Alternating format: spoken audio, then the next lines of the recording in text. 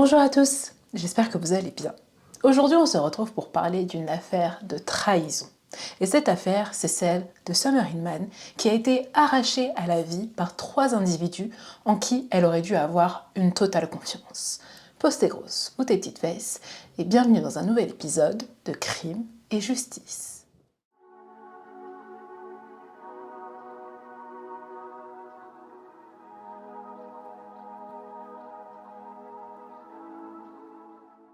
Pour cette nouvelle histoire, on se retrouve dans l'État de l'Ohio, aux États-Unis, et c'est là que vivait Summer Hinman, âgée de 25 ans. Summer est née le 31 décembre 1985 et a grandi dans la ville de Logan, et c'est là qu'elle y a fait la rencontre de William Hinman. Summer et William vivaient dans le même quartier et ils ont finalement fait connaissance après avoir fréquenté de nombreuses fois la même église. Ils sont sortis ensemble et ont finalement décidé de se marier en 2005 et ensemble ils ont eu 3 enfants. William était très proche de ses 2 parents, Bill et Sandra. Ils étaient tellement proches qu'ils avaient l'habitude de pratiquement tout faire ensemble. Par exemple, William travaillait avec son père dans la construction et les 2 familles habitaient également très proches l'une de l'autre. Sandra et Bill étaient très impliqués dans la vie maritale de William et Summer et surtout, ils étaient très fous de leurs 3 petits-enfants. Mais le lien qui unissait William et Summer a commencé à s'affaiblir, notamment du côté de Summer, qui n'arrivait plus à se retrouver dans cette relation. Elle tenait un journal intime dans lequel elle a écrit « Je suis fatiguée de devoir plaire à tout le monde et de me sentir vide. Est-ce que je ne mérite pas d'être heureuse à mon tour? Je ne mérite pas de tomber amoureuse et de me sentir aimée de nouveau? Je crois que oui. Je ne sais pas si c'est le bon moment pour en parler à Willy. Je me sens coupable de ne rien lui dire, car je pense qu'il mérite de connaître la vérité et de savoir que je ne veux plus être avec lui. J'ai besoin d'être seule afin de savoir qui je suis réellement. Pour le moment, je suis juste une esclave qui fait tout ce qu'on lui ordonne de faire. J'aime mes enfants de tout mon cœur, et je ne les échangerai pour rien au monde, mais je ne veux pas qu'ils grandissent en se souvenant de leur mère comme étant celle qui faisait juste ce qu'on lui disait de faire. Je ne sais pas comment Willy va réagir à tout ça. Je ne sais pas si ça va l'énerver et qu'il va essayer d'emmener les enfants loin de moi, ou s'il va essayer de me faire du mal, ou encore pire, y arriver. En ce moment, je veux juste pleurer et dormir toute la journée. Je ne sais pas quoi faire pour me sortir de cette situation et comment faire pour que tout se termine bien. Peut-être que j'aurai trouvé une solution la prochaine fois que j'aurai écrit dans ce journal. Donc, après 6 longues années de mariage, Summer a décidé de demander le divorce en juin 2010. Après s'être séparée de William, Summer a quitté le domicile familial et est retournée vivre chez ses parents, le temps de pouvoir recommencer sa vie. Peu de temps après sa séparation avec William, Summer a fait la rencontre d'Adam Peters, avec qui elle s'est mise en couple, et sa relation semblait vraiment bien se passer. Elle envisageait de reprendre ses études et en attendant, elle avait pu trouver un emploi d'agent d'entretien. Donc elle travaillait le soir, elle était en charge de faire le ménage dans la National Bank du centre-ville de Logan après sa fermeture. Et c'est d'ailleurs à cet endroit que Summer va disparaître le 22 mars 2011. Au moment de sa disparition, Summer était en train d'échanger des SMS avec son petit ami Adam, mais elle avait soudainement arrêté de répondre. De plus, elle devait finir de travailler aux alentours de 22 heures, mais après ça, elle n'était pas rentrée chez elle. 911, where's your emergency? Yes, I need an officer at Century National Bank parking lot. What's the problem? My daughter was cleaning over here, and she was supposed to clock out at 11:20. We were texting her and calling her, and she didn't answer. What's her name? Summer Hinman. Adam s'est alors vite rendu compte que quelque chose clochait et il a décidé de se rendre sur le lieu de travail de Summer pour essayer de la retrouver ou de comprendre ce qui s'était passé. À son arrivée sur les lieux, Adam n'a bien évidemment pas retrouvé Summer, mais il s'est rendu compte que son iPod et sa veste étaient par terre près de la poubelle dans une allée à l'arrière de la banque. My name is Michael Cook, and I'm calling about my daughter, Summer Hinman. She works at cleaning the Century National Bank. We found her iPod and her jacket, but she's nowhere else to be found. Mais ce que la famille de Summer ne savait pas, c'est que pendant qu'ils contactaient le 911, un témoin avait déjà appelé la police pour leur livrer un témoignage glaçant. Donc ce témoin a appelé les policiers peut-être une demi-heure avant le second appel de la famille de Summer. Il a raconté aux policiers avoir vu sur le parking de la banque 2 hommes entrer entraîné une femme de force dans une voiture. Il a décrit le modèle de la voiture comme étant une Crown Victoria blanche. Selon lui, les deux hommes qui ont entraîné la femme de force dans la voiture étaient vêtus tout de noir et le véhicule était conduit par une femme aux cheveux blonds décolorés. Cet homme raconte aux policiers qu'il a tenté d'intervenir et d'aider la femme qui était en train de se faire kidnapper, mais qu'un des hommes l'avait agressé avec un spray au poivre. Le témoignage de cet homme a vraiment été déterminant. Dans un premier temps parce qu'il a permis de donner une piste aux policiers et on savait ce qui avait pu arriver à Summer et qu'on cherchait maintenant une personne disparue et qui était probablement en grand danger. Et dans un deuxième temps parce que la description que le témoin a fait a permis aux enquêteurs de se tourner très vite vers des suspects potentiels. Donc une femme aux cheveux blonds décolorés avait été vue en train de conduire le véhicule dans lequel Summer Inman semblait avoir été enlevée. Donc une femme aux cheveux blonds décolorés. Moi ça me dit quelque chose. Pas vous? Donc cette femme aux cheveux blonds et décolorés semble correspondre au physique de Sandra Inman, la belle-mère de Summer.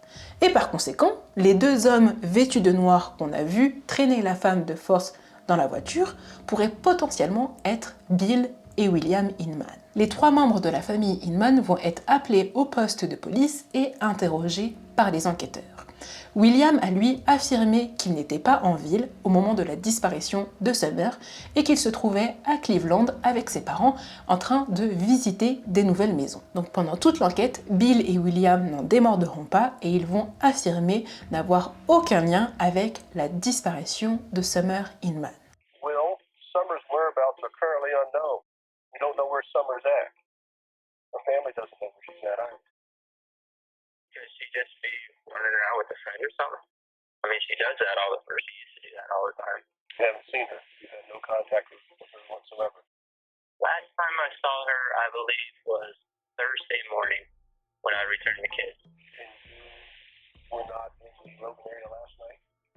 No, sir. I was actually up in Cleveland, broke down. Mais l'enquête va nous montrer que William avait toutes les raisons d'en vouloir à Summer et même de vouloir lui faire du mal. Déjà, peu de temps avant la disparition de Summer, il y avait eu une audience au tribunal puisque William avait demandé à récupérer la garde des enfants et le juge lui avait refusé. En plus, Summer avait commencé une nouvelle relation amoureuse avec Adam Peters et son ex-belle-famille ne semblait vraiment pas l'entendre de cette oreille. Un jour, alors que Summer s'est rendue au domicile des Inman afin de récupérer des effets personnels après la séparation avec William, eh bien Bill s'est montré très agressif. Bill a commencé à mal parler à Summer, a aussi l'insulté et il a totalement perdu le contrôle lorsqu'il a vu qu'Adam était avec Summer. Bill a été jusqu'à menacer Adam en disant qu'il allait le tuer et la situation a dégénéré au point que la police a dû être appelée et que le policier qui était sur place a dû procéder à l'arrestation de Bill qui était complètement déchaîné. Donc dans un premier temps, l'enquête a pu démontrer qu'il y avait des relations compliquées entre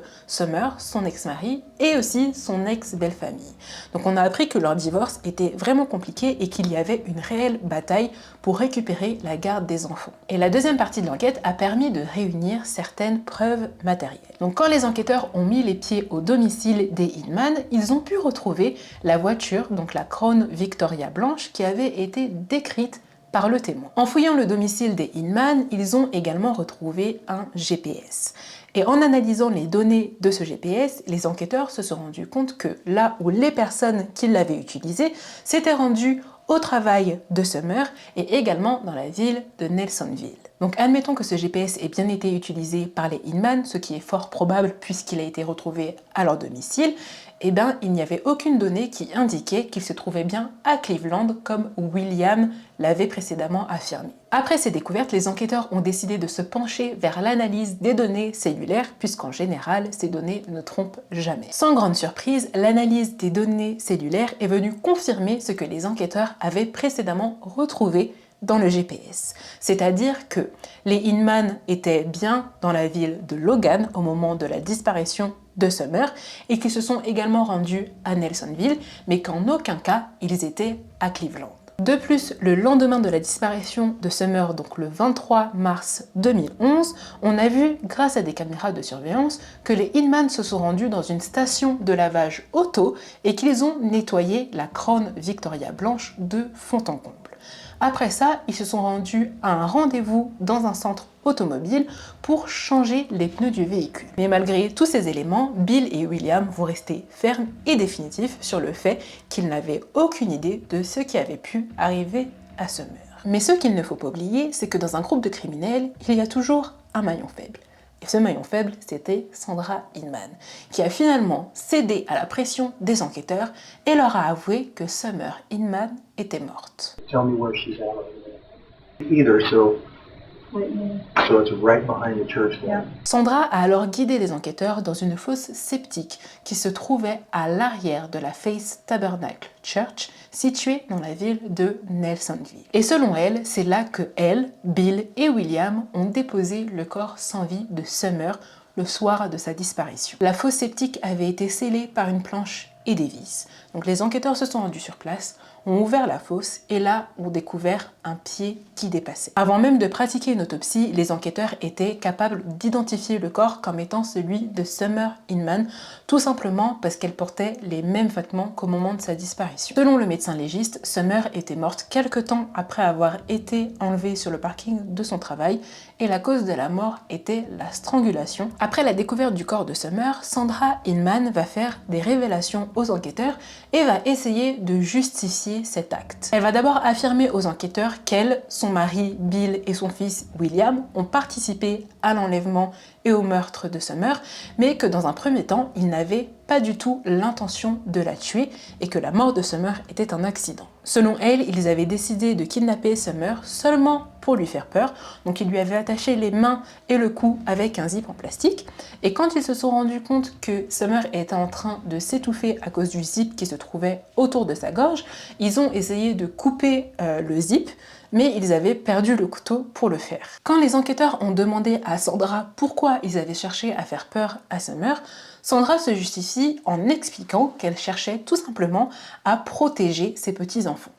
Entre autres, elle avait accusé Adam de violence envers ses petits-enfants et elle voulait intimider Summer afin qu'elle puisse quitter Adam. Selon Sandra, la famille Inman avait d'ailleurs signalé à plusieurs reprises les violences d'Adam sur les petits-enfants. Mais le souci, c'est qu'une enquête avait été menée et il avait été révélé qu'Adam n'avait jamais touché un seul cheveu de ses petits-enfants. Mais entre nous, je trouve que les propos de Sandra sont difficiles à croire, dans le sens où elle prétend que c'était un accident et qu'il n'avait aucune intention de tuer Summer, mais dans ce cas-là, pourquoi lui attacher un zip en plastique sur la gorge? Alors je comprends, si tu veux lui faire peur, tu lui ligotes les mains, les pieds, il n'y a pas de souci. Mais le zip au niveau de la gorge, aucun intérêt, à part si tu comptes vraiment étrangler quelqu'un. Mais en réalité, les raisons qui ont poussé les Inman à commettre cet acte atroce sont bien plus vicieuses que ça. Déjà, il représentait un poison dans la vie de Summer et c'est bien pour ça qu'elle avait décidé de demander le divorce et de se séparer de William. Rappelez-vous, dans son journal intime, elle avait évoqué ne plus vouloir faire plaisir aux autres et vouloir enfin être elle-même. Comme si pendant son mariage avec William, elle avait été sous son emprise. Eh bien en fait, c'était le cas. Et pas seulement sous l'emprise de William, parce que Bill et Sandra étaient, comme je le rappelle, très impliqués dans la vie de leur fils, et du coup très impliqués dans le mariage de leur fils. Et ensemble, ils essayaient d'imposer certaines règles à Summer. Donc par exemple, selon la famille Inman, la place de Summer était à la maison, dans la cuisine, à s'occuper des enfants. Summer n'avait pas l'autorisation de travailler, mais elle ne pouvait pas non plus sortir à l'extérieur sans être en présence de William. Et quand le cas se présentait, donc quand Summer décidait quand même de sortir sans William, eh bien Bill, William et Sandra la chronométraient pour s'assurer qu'elle sortait pour faire exactement ce pourquoi elle avait mis un pied dehors. Donc si par exemple ils avaient décidé que pour aller faire des courses ne devait mettre que 15 minutes, 15 minutes plus tard, elle devait être de retour à la maison. William répétait sans cesse à Summer que 3 enfants, ce n'était pas suffisant et qu'il fallait qu'ils en aient 12 pour être une belle et grande famille de chrétiens. Et d'ailleurs, William avait décidé qu'il voulait être polygame et il était activement à la recherche d'une seconde femme, donc il avait créé un profil sur des sites de rencontres qui prônaient la polygamie. Et pour mettre toutes les chances de son côté et être sûr de conclure, William avait mis cette photo sur son profil de rencontre. Alors là, c'est sûr que toutes les meufs seraient tombées comme des mouches. Hein. Alors je sais que dans les vœux de mariage, on dit pour le meilleur et pour le pire, mais là, il ne faudrait peut-être pas forcer quand même. Donc c'est vraiment à partir du moment où William a commencé à partir dans son délire polygame que Summer s'est dit « Ok, là non, stop, je préfère demander le divorce ». Donc au final, dans cette histoire, le problème c'est que William, Sandra et Bill n'ont juste pas supporté que Summer s'écarte d'eux et du coup qu'ils perdent l'emprise qu'ils avaient sur elle. Et ce sentiment a dû s'amplifier chez les Inman quand Summer a osé se mettre avec Adam Peters. Donc comment a-t-elle pu quitter leur fils adoré pour se mettre avec un autre homme et en plus demander la garde des enfants? Donc en gros, ça m'a tout l'air d'être William, le gros bébé, qui est parti pleurer parce que sa femme l'avait quitté et qu'en plus elle avait emporté les enfants, et Sandra et Bill, en tant que parents ultra protecteurs ou parents, bref, je préfère pas les nommer, eh bien ils ont décidé de venir en aide à leur fils chéri et d'éliminer la source de ses problèmes. De mon côté, je pense que William cherchait vraiment à se venger et qu'il avait la haine en fait contre Summer. Tout simplement parce que William c'est des genres de personnes qui met ce genre de photos de lui sur des sites de rencontres, mais aussi qui veut absolument être polygame et avoir plusieurs femmes. En général, ce genre de personnes, c'est des gens qui sont un petit peu égocentriques et imbus de leur personne.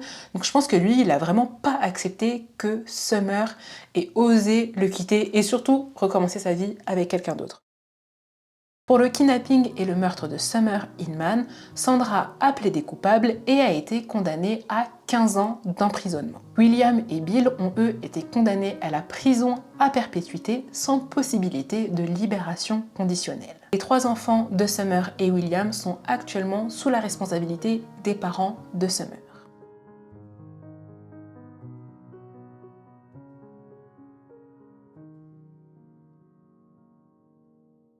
Nous sommes arrivés à la fin de cette histoire, j'espère que vous l'avez appréciée. N'hésitez pas à me dire ce que vous en avez pensé et je vous dis à bientôt pour une prochaine vidéo. Ciao!